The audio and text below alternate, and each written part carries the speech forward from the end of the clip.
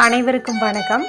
இந்த பதிவில் நம்ம எதை பற்றி பார்க்க போகிறோன்னு தெரிஞ்சுக்கிறதுக்கு முன்னாடி மறக்காமல் நம்ம சேனலை சப்ஸ்கிரைப் பண்ணிக்கோங்க. பக்கத்தில் இருக்கிற பெல் பட்டனையும் கிளிக் பண்ணிவிட்டு ஆளுங்கிற ஆப்ஷன் கொடுத்துட்டிங்கன்னா நான் போடுற வீடியோக்கள் எல்லாமே மிஸ் ஆகாமல் நோட்டிஃபிகேஷனில் வந்துடும். இந்த பதிவு மிகவும் முக்கியமான ஒரு பதிவு அப்படின்னே சொல்லலாம். எதை பற்றியது அப்படின்னு பார்த்திங்கன்னா, வருகின்ற ஏப்ரல் மாதம் 14ஆம் தேதி நமக்கு இந்த விஸ்வாவசு ஆண்டானது முடிஞ்சு பராபவ வருடமானது பிறக்க இருக்குதுங்க. தமிழ் ஆண்டு பிறப்பு அப்படின்னே சொல்லலாம். சித்திரை முதல் நாள் சித்திரக்கனி காணக்கூடிய ஒரு அற்புதமான நாள் அப்படின்னு சொல்லலாம். இந்த நாளில் நாம் ஒரு சில நல்ல விஷயங்கள் நம்ம செஞ்சோம் அப்படிங்கும்போது வருடம் முழுக்க நம்ம வாழ்க்கையில் வசந்தம் வீசும் அப்படின்னே சொல்லலாம். ஏற்கனவே இந்த தமிழ் வருட பிறப்பை முன்னிட்டு 3 பதிவுகள் நம்ம சேனலில் போட்டிருக்கிறேன்.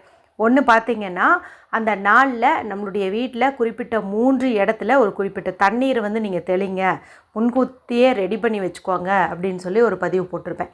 அடுத்து இன்னொன்று பார்த்திங்கன்னா, அந்த நாளில் வாங்கி வைக்க வேண்டிய மங்கள பொருட்கள், அதிலும் குறிப்பாக ஒரு 2 பொருள் வாங்கி வச்சா வருடம் முழுக்க பணவரவு உண்டாகும்னு சொல்லியிருப்பேன். அடுத்து பார்த்திங்கன்னா, தமிழ் இந்த புத்தாண்டு வருது இல்லையா, இந்த ஆண்டில் அதிர்ஷ்டம் பெறக்கூடிய ஒரு 5 ராசிகள் குறித்தும் வீடியோ போட்டிருப்பேன். இப்போ நான் மேலே சொன்ன முனையை நீங்கள் பார்க்காம இருந்தீங்கன்னா எண்டு ஸ்க்ரீனில் லிங்க் கொடுக்குறேன், மறக்காமல் செக் பண்ணி பாருங்கள். சரி, இப்போ இந்த பதிவை தொடர்ந்து பார்க்கலாம். இது எதை பற்றியது அப்படின்னு பார்த்திங்கன்னா, இப்போ அந்த முதல் நாள் அன்னைக்கு சித்திரக்கனி காண்பது எப்படி, அதே போல் அந்த நாளில் நம்ம குளித்து முடிச்சதுக்கப்புறமா ஒரு குறிப்பிட்ட கலரில் புடவையோ சுடிதாரோ அணிஞ்சுக்கிறதன் மூலமாக நல்ல ஒரு வருமானம் பெருகும், வீட்டில் சுபமங்கள நிகழ்ச்சிகள் தடையில்லாமல் நடந்தேறும் அப்படின்னே சொல்லலாம். அதாவது வருடம் முழுக்க வசந்தம் வீச அந்த நிறத்தில் நம்ம அணிஞ்சிக்கிறது அப்படிங்கிறது நல்லது. இந்த சித்திரக்கனி காணுதல் நிறைய பேர்த்துக்கு தெரிஞ்சிருக்கும் எந்த மாதிரி செய்யணும் அப்படின்னுட்டு. தெரியாதவங்களுக்காக நான் இதில் சொல்கிறேன்.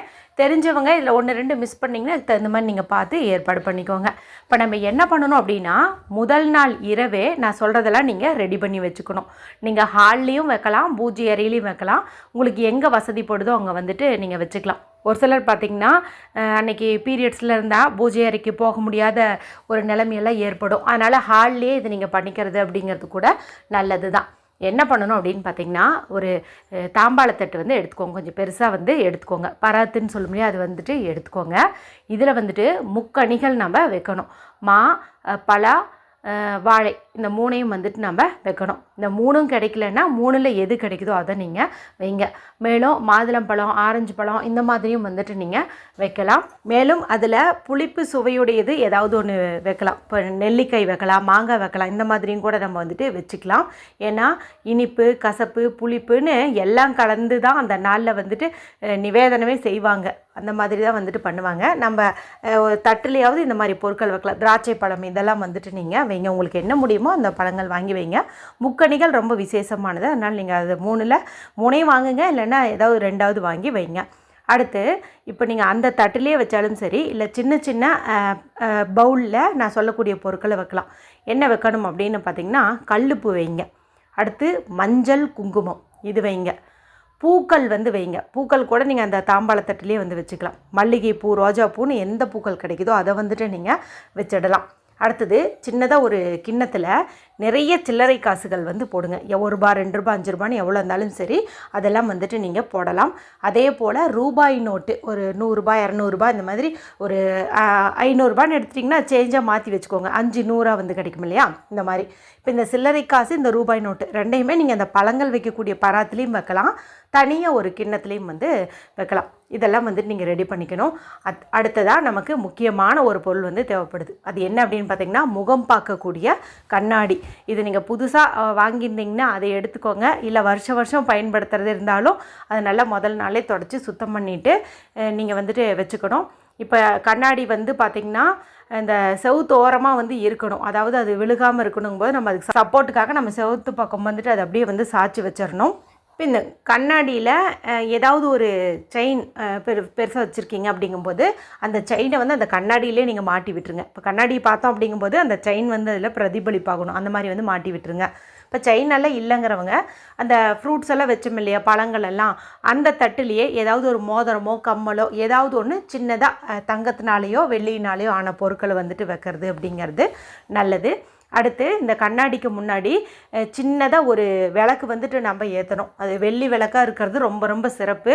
வெள்ளியில் விளக்கு இல்லைன்னா நீங்கள் காமாட்சி அம்மன் விளக்கு, மண்ணகள் கூட நம்ம தாராளமாக வந்துட்டு ஏற்றலாம்.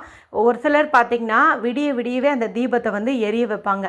ஏன்னா எப்படி பார்த்தாலும் குடும்ப பெண்மணி காலையில் எழுந்ததும் அவங்க வந்து அதை பார்ப்பாங்க. அந்த சித்திரக்கனி வந்து கண்ணாடி முன்னாடி வந்துட்டு பார்ப்பாங்க இல்லையா? அப்போ தீபமும் எரிஞ்சிட்ருக்குதுங்கும் போது இன்னும் கொஞ்சம் அது மகிழ்ச்சியை கொடுக்கும். அதனால் நிறைய எண்ணெய் ஊற்றி விடிய எரியன் மாதிரி பண்ணுவாங்க.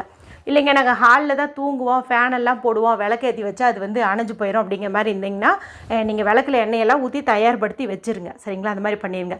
இப்போது கண்ணாடி வந்து செவுத்தோரமாக இருக்கும். கண்ணாடியில் நம்ம செயின் போட்டிருப்போம். இல்லைன்னா தங்க பொருட்களையும் வெள்ளி பொருட்களையும் நம்ம அந்த முன்னாடி ஒரு பராத்தில் பல வகைகள்லாம் வைங்கன்னு சொன்னோம் இல்லையா? அங்கே வந்துட்டு நீங்கள் வச்சுக்கலாம். அடுத்து இந்த விளக்கு வந்து கண்ணாடிக்கு முன்னாடியே வந்து வச்சுருங்க. உங்களுக்கு விருப்பமான சுவாமி படங்கள் ஏதாவது சின்ன சைஸில் இருந்துச்சுன்னா அதையும் கூட நீங்கள் இங்கே பக்கத்துலேயே வந்துட்டு வச்சுக்கலாம். இவை தவிர ஒரு சில வீடுகளில் பார்த்திங்கன்னா பருப்பு, அரிசி, சர்க்கரை இது எல்லாமே கண்ணாடியில் தெரியிற மாதிரி வைப்பாங்க. அது அவங்கவுங்க வழக்கப்படி எது வேணாலும் நம்ம எக்ஸ்ட்ரா வச்சுக்கலாம். ஆனால் பேசிக்காக பார்த்திங்கன்னா பல வகைகள் நாணயங்கள், ரூபாய் நோட்டுகள், தங்க ஆபரண பொருட்கள், விளக்கு இதெல்லாம் வந்து வைக்கிறது வழக்கம். இப்போ இதெல்லாம் வந்துட்டு நீங்கள் பண்ணிக்கோங்க. இவை தவிர எக்ஸ்ட்ரா பண்ணுறதுனால நீங்கள் தாராளமாக வந்து பண்ணிக்கலாம். கண்ணாடி முன்னாடி நம்ம இப்படி வைக்கிறதுக்கான காரணம், கண்ணாடியில் அந்த பொருட்கள் வந்து 2 மடங்காக வந்து தெரியும். அதாவது ஒரிஜினல் ஒன்று, கண்ணாடியில் தெரியக்கூடிய அந்த ரெஃப்ளெக்ஷன் ஒன்று. அப்போ 2 மடங்காக நமக்கு வந்து தெரியுது இல்லையா? பார்க்கும்போதே நமக்கு ஒரு மகிழ்ச்சியை வந்து கொடுக்கும். நம்ம வீட்டில் இருக்கிற இந்த மங்களகரமான பொருட்கள் எல்லாம் ரெட்டிப்பாக பெருகணும் அப்படிங்கிற ஒரு அர்த்தத்தில் தான் கண்ணாடி முன்னாடி சித்திரக்கனி அன்னைக்கு நம்ம இந்த பொருட்களை எல்லாம் வைக்கிறோம். இப்போ காலையில் எழுந்ததும் குடும்ப பெண்மணி, அந்த குடும்ப தலைவி வந்துட்டு நீங்கள் ரெஸ்ட் ரூம்லாம் போக வேண்டாம். சரிங்களா? எழுந்த உடனேயும் நேராக வந்து அந்த விளக்கை வந்து ஏற்றி வச்சுருங்க. விளக்கு ஏற்றி வச்சுட்டு அந்த விளக்கினுடைய அந்த வெளிச்சத்தில் கண்ணாடியில் முதல்ல அந்த பொருட்களையெல்லாம் பாருங்கள். அந்த தங்க பொருள், வெள்ளி பொருள், அந்த ரூபாய், சில்லறை காசு, அந்த பழங்கள் எல்லாமே பாருங்கள். மஞ்சள், குங்குமம், உப்பெல்லாம் வச்சுருக்கோம் இல்லையா? அது எல்லாத்தையுமே பாருங்கள். பார்த்துட்டு உங்களுடைய முகத்தை வந்துட்டு நீங்கள் கண்ணாடியில் வந்து பாருங்கள். பார்க்கும்போது நல்லா சிரிச்சுக்கிட்டே வந்து பாருங்கள். அதாவது தூக்க கலக்கத்தில் நம்ம ஒரு மாதிரியே எழுந்திருப்போம் இல்லையா? அந்த மாதிரி ஒரு ஆக்ஷன்லாம் நம்ம காட்ட வேண்டாம். கண்ணாடி பார்க்கும்போது கொஞ்சம் லைட்டாக அப்படி சிரிச்சுட்டே வந்துட்டு பாருங்கள். இப்போ அந்த தீபச்சுடலில் உங்கள் முகம் பார்க்கும்போதே மகாலட்சுமி கடாட்சம் பொருந்தியதாக வந்துட்டு இருக்கும். இந்த மாதிரி வந்துட்டு நீங்கள் பாருங்கள். அதன் பிறகு வீட்டில் இருக்கக்கூடிய கணவர், குழந்தைங்க அவங்கெல்லாம் எழுந்த உடனேயும் அவங்களையும் ரெஸ்ட் ரூம் போக விடாமல் முதல்ல கூட்டிகிட்டு வந்து, இப்போ நாம் ஆல்ரெடி எழுந்து தீபம் ஏற்றுறதுனால அவங்க ஈஸியாக வந்து அவங்களுடைய அந்த முகத்தை அந்த கண்ணாடியில் அழகாக வந்து பார்ப்பாங்க. அந்த நல்ல வெளிச்சத்தோடு சேர்ந்து இதெல்லாம் வரும். அவங்கக்கிட்ட இதே முறையில் வந்துட்டு பார்க்க சொல்லுங்கள். பழங்களை பாருங்கள், நகைகளை பாருங்கன்னு எல்லாத்தையுமே வந்துட்டு பார்க்க சொல்லுங்கள். அவங்களுடைய முகத்தையும் வந்து பார்க்க சொல்லுங்கள். இந்த மாதிரி வந்து பண்ணிக்கோங்க. அதன் பிறகு நீங்கள் வந்துட்டு குளித்து முடிச்சதுக்கப்புறமா நான் சொல்லக்கூடிய இந்த நிறத்தில் வந்துட்டு உடையணிங்க. அது என்ன நிறம் அப்படின்னு பார்த்திங்கன்னா, அன்றைக்கி செவ்வாய்க்கிழமை நாளாக இருக்கிறதுனால நீங்கள் சிகப்பு அல்லது ஆரஞ்சு அல்லது பிங்க், அதாவது ரோஸ் கலரில், இந்த 3 கலரில் ஏதாவது ஒரு கலரில் நீங்கள் புடவையோ சுடிதாரோ வந்துட்டு அணிஞ்சிக்கிறது அப்படிங்கிறது நல்லது. இது மாதிரி அப்படியே பியூராக இல்லைனாலும் மிக்ஸ்டாக இருந்துச்சு அப்படின்னா கூட ஓகே தான். நீங்கள் அதை வந்துட்டு தாராளமாக அணிஞ்சிக்கலாம். இன்னொரு முறை ஞாபகப்படுத்துகிறேன். சிகப்பு நிறம், ஆரஞ்சு நிறம், பிங்க் நிறம். சரிங்களா? ரோஸ் கலர், இந்த 3 கலரில் ஏதாவது ஒரு கலரில் வந்துட்டு நீங்கள் போட்டுக்கோங்க. நைட்டி இருந்துச்சு அப்படின்னாலும் கூட பரவாயில்ல, அதை கூட நீங்கள் வந்து போட்டுக்கலாம். பாரம்பரியமாக அந்த அன்னைக்கு காலையில் என்ன எடுத்துக்குவாங்க அப்படின்னு பார்த்தீங்கன்னா, ஒரு சின்ன கிண்ணத்தில் வேப்பம்பூ போட்டுக்குவாங்க. அதே போல் வாழைப்பழம் பிசைஞ்சுக்குவாங்க. அது கூட கொஞ்சம் சர்க்கரை போட்டுக்குவாங்க. இந்த மாதிரி வந்து அதை தான் முதல்ல வந்துட்டு உணவாக எடுத்துப்பாங்க. அதே போல் ஒரு சில வீடுகளில் மாங்காய் பச்சடி எல்லாம் வந்துட்டு செய்வாங்க. அதையும் வந்து சாப்பிடும் பழக்கம் உண்டு. ஸோ நீங்கள் குளித்து முடிச்சதுக்கப்புறம் உங்களுக்கு இது 2ல் எது செய்ய தெரியுதோ அதை நீங்கள் செஞ்சு அன்றைய நாளை வந்து ஆரம்பிங்க. இன்னும் அந்த நாளில் செய்ய வேண்டிய நிறைய பணவசிய பரிகாரங்கள் குறித்தெல்லாம் அடுத்தடுத்த பதிவுகளில் நம்ம சேனலில் வரும்.